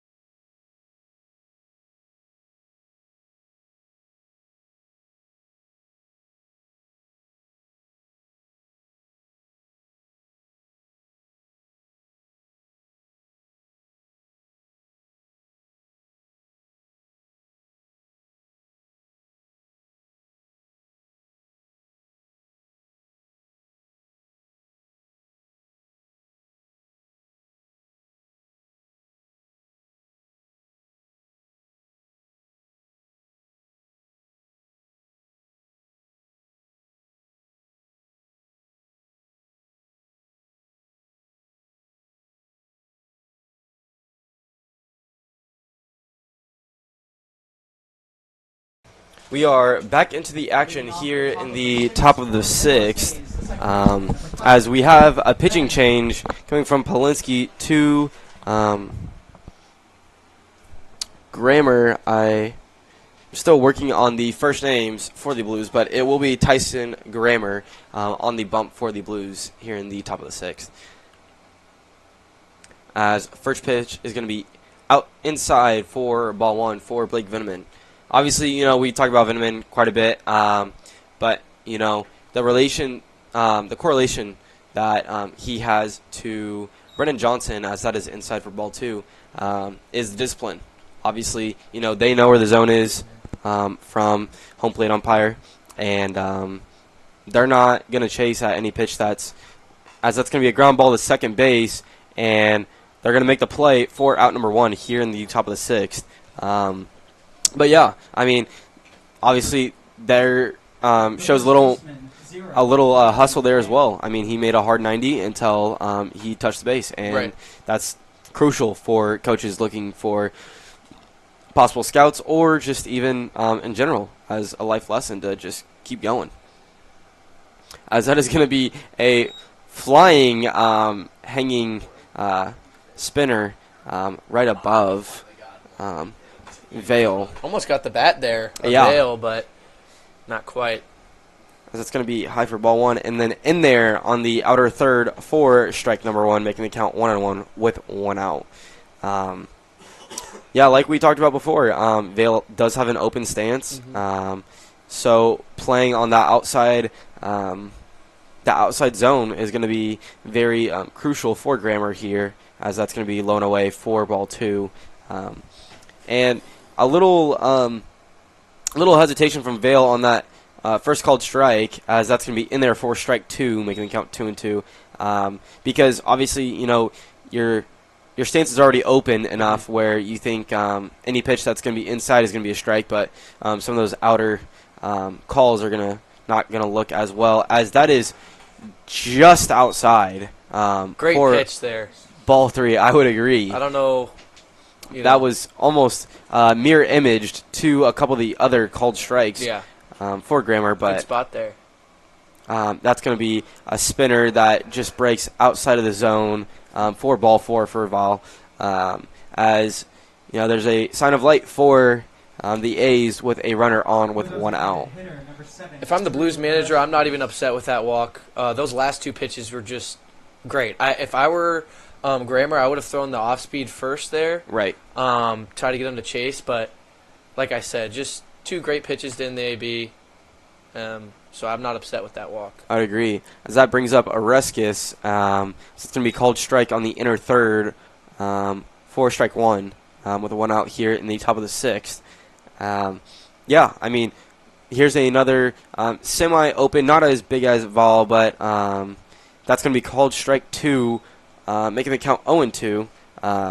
And yeah, I mean, it's a huge thing to take into account to when pitching to people that have different variations of stances. As Vol's going to go, and it's going to be a foul ball right next to the third base coach for the A's, and the count's going to stay at 0-2. It was a pretty good jump by Vol, but obviously not able to reach 190 feet closer. As that's going to be cold strike 3 for Oreskes, and let's go ahead and put the sword in there. Oreskes is very surprised with that call, but I will say, Grammer, I'm loving what we're seeing here. Yes. I mean, he's staying close to the zone when he misses. He just needs to keep up what he's doing, and the Blues should be in, good hands. I would agree. As a swing and a miss for Wassinger to start the count at 0-1 with 2 outs here in the top of the 6th. As Vol got a good jump, and it's going to be a pop fly right on the foul side of the third base side, and Kincaid does make a very good effort to make the grab, diving play, but not able to come up with it. So the count is 0-2 for Wassinger. Love the effort and read there by Kincaid. Crazy hard play. That's a Gold Glove play right there. But I would agree. I think the awareness, knowing where Yes. that foul ball is, he went is straight to it. It was just not catchable, I think. right. And that is going to be strike 3, as that's going to be a quick 1-2-3 inning for inning. Grammer. And the pace was there. I mean, Yeah. obviously he was there to deal and Yeah. deal only. And That just looked like Grammer's game there. I mean, he was in control of that inning fully. I would agree. I think he just went out there with one thing on his mind, and that was strikeout, strikeout, strikeout. Mm-hmm. And he was able to get 2 in his first half of the inning. And we will be back after this short break, leading into the bottom of the 6th.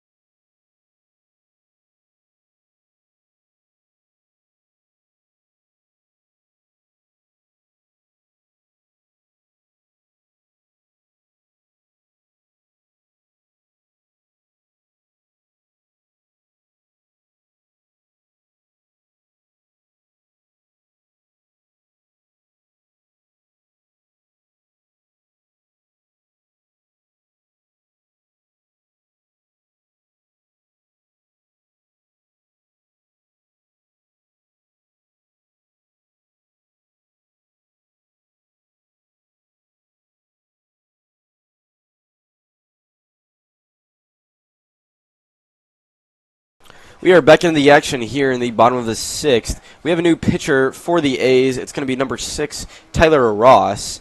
And while we're taking a little time, we're going to take a little ESPN update. Obviously, your boys in blue did take a dub today against the A's as well. So the boys in blue versus the boys in green for both in Baldwin City and for the A's, the Athletics. So hopefully the outcome is the same for the boys in blue, both winning. We're going to have Kai and Gus up to bat here in the top of the 6th. The Orioles and Yankees faced off again, and the Orioles took a dub. Quite big of a one, I would say. Winning 17-5, as that is low for ball 1. And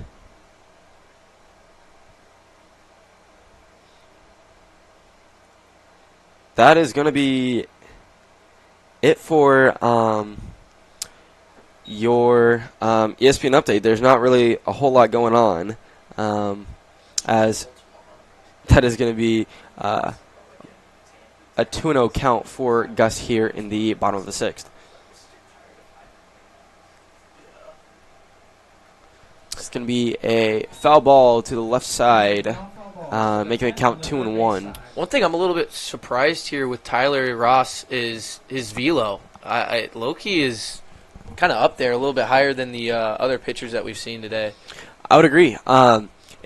This is a huge thing, as that is outside for ball 3, making the count 3-1. I would say that it's huge for the depth of a pitching staff to be able to go to a medium velo to start, then go to a either slower or faster velo as a middle relief, and then a closer or late relief, as that's going to be high for ball 4, and going to come right to us. But Yeah, to change the speeds. Obviously, that's a huge factor because that changes off the hitters more than you would ever think. Right.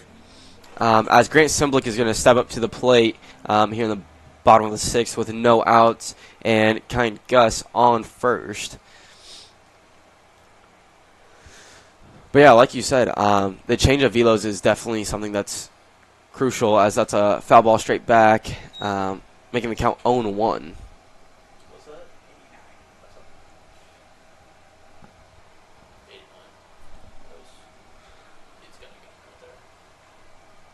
And like you said, Nick, obviously there's I think a dad or a fan for the A's that is clocking, as that's a foul ball straight back for making the count 0-2, and he just clocked it, and it was 89. So that is a pretty big change in velo, I would say. Obviously, we didn't have a velo for Kukuk, but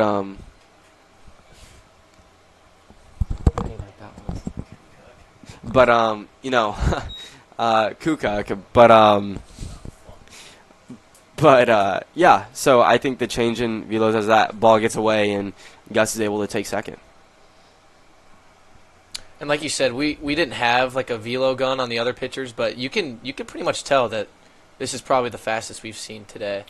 For sure. I mean, even the firmness of their fastball, because that's low for ball and two. he's been pretty fastball heavy too with these ABs so far. I would agree. Yeah, I mean, like you can tell on a line how firm their fastball is with matching a little velo.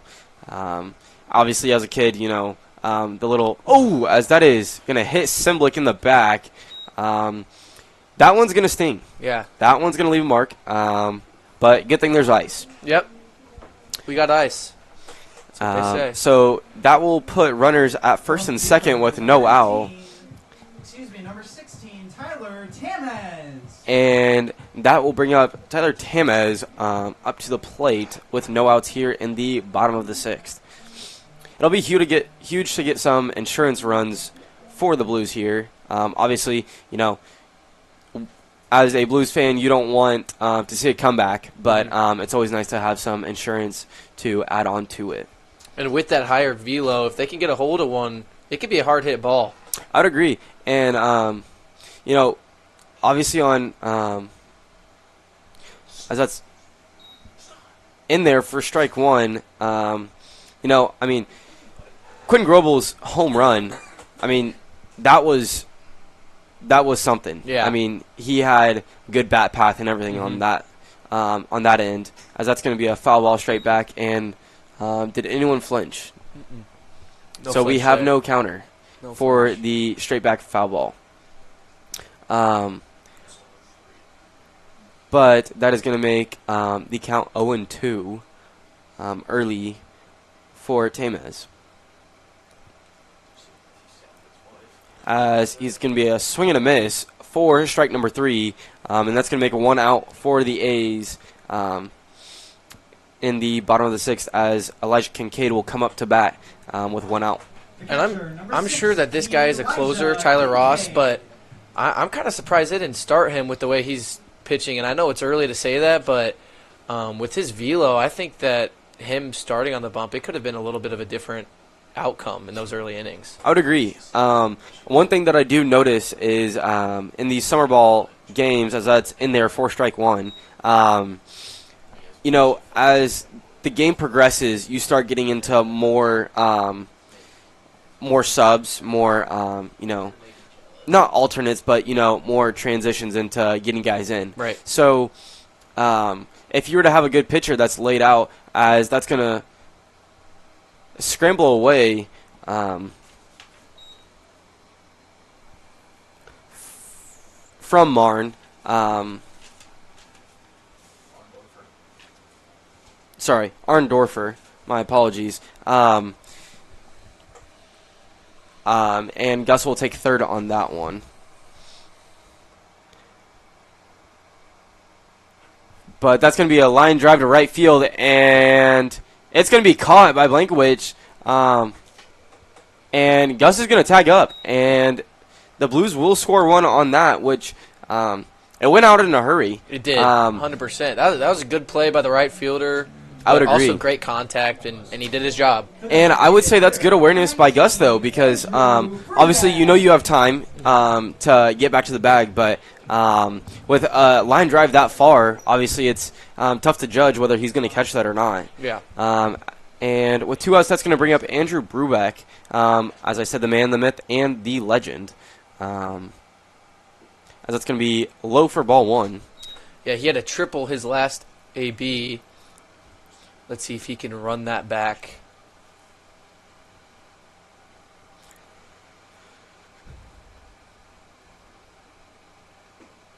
As that's a swing and a miss. 1-1 is the count with 2 outs here in the bottom of the 6th. The Blues are leading 9-2 here in Baldwin City as Tamez gets a good jump and is able to get there in time to securely get 90 feet further to home. I like the aggressiveness, even though it's a late inning. We've been talking about insurance runs this whole game, and it's always good to have those just in case the A's get hot in the later inning. I would agree. You can never have too many runs. So as that's blown away for ball 3, making the count 3-1 with 2 outs. Like you said, I mean, this is a game where it's like any other sport. The team with the most points wins. And except for golf, obviously, you want the least amount. Right. But as that's a healthy hack for Brubeck, and you can tell he really wanted that one. But that's going to make the count full with 2 outs here in the bottom of the 6th. If I'm Brubeck, I'm thinking fastball in the zone. I'm committing fastball here, and I'm just going to try to get a good swing on it. And he did a little half swing there. Yeah, and I believe that's going to be a foul ball, making the count remain full. Was indeed a fastball.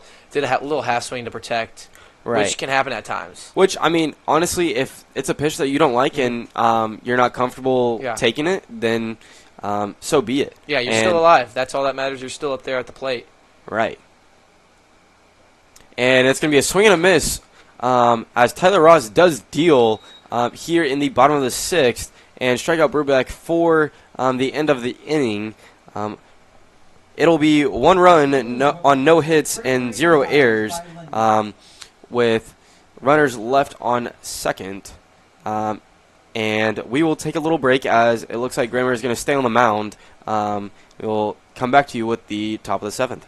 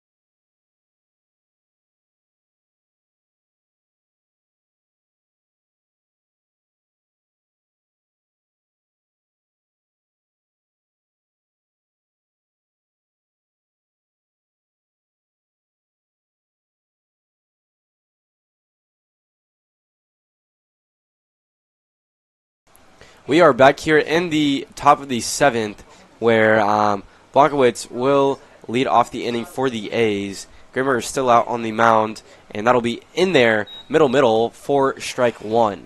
Like I said earlier, if Grammer could just continue what he was doing in the last inning, it'll be a good sight for the Blues. I would agree. As nice pick by Kincaid, but low for ball one, making the count 1-1 here in the top of the seventh. As it's going to be a ground ball to the first baseman, as Grammer is going to cover and be there in time to make the play. And that'll be one out here in the top of the seventh, retiring Blankowitz. Good heads-up play there by Grammer, especially with him not pitching a ton, him knowing that he's got to be there for that play. Just a heads-up play. Yeah, I would agree. That's obviously something that you work on in practice, and something you got to be aware of. Absolutely. With that, it's going to be a swing and a miss for Harris, starting the count out 0-1 with one out. As good location by Grimmer there. Obviously, he likes to work the zone a little bit, and home plate umpire calling a lot of outside calls. It's a good awareness to know that that could be called. And that's going to be in there for strike two, and the count's going to be 1-2 with one out. What are you thinking here if you're Grammer? Off speed, fastball? You know, I mean, as well as his location is, I think he's going to go breaking ball, but a check swing, and he's going to go. Home plate umpire said he did go, and that's going to be another strikeout for Grammer, and make it 2 outs. I was thinking, breaking ball, but at the same time, he's been so good with painting the corners with his fastball that I wouldn't be surprised. Yeah. As the pitch comes, and it's going to be blown away for ball one for Alvarez. Yeah, I respect him for sticking with the fastball there, and obviously that worked. I would agree.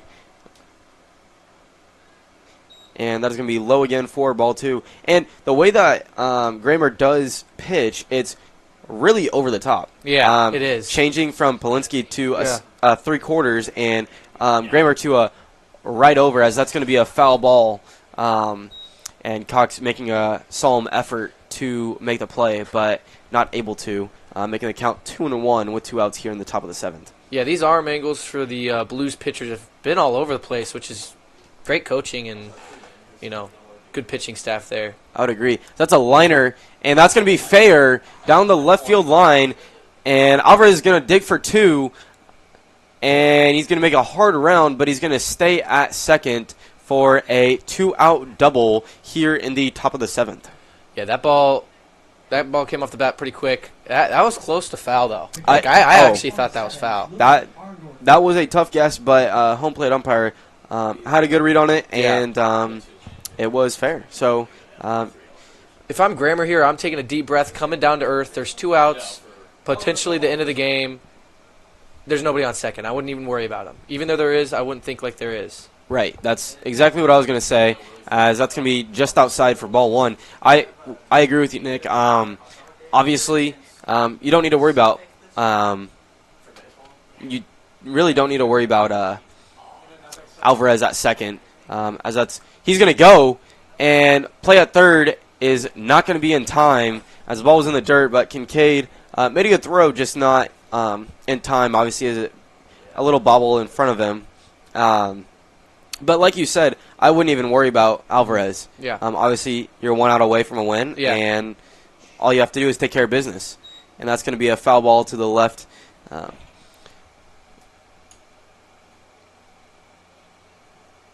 To the third base side, making the count 2-1 with 2 outs. The pitch comes. It's going to be a high fly ball to center field. And it is going to be caught. And that will end the game, as we are doing 7 innings today for the doubleheader today. So it will be split 1-1 today for each team. So, like I said, the Blues and the Royals the boys in blue did win today against the A's. But the final score will be 2-9. If you're a Blues fan, the good guys. Yeah. But great overall game for the Blues. I think that was a great, just great everything. Yeah. Great pitching, great bats. Great base running, great pitching. But like I was talking about Grammer, high praise to him for not even really being like a PO. And Right. just coming in and just shoving like that to close us out.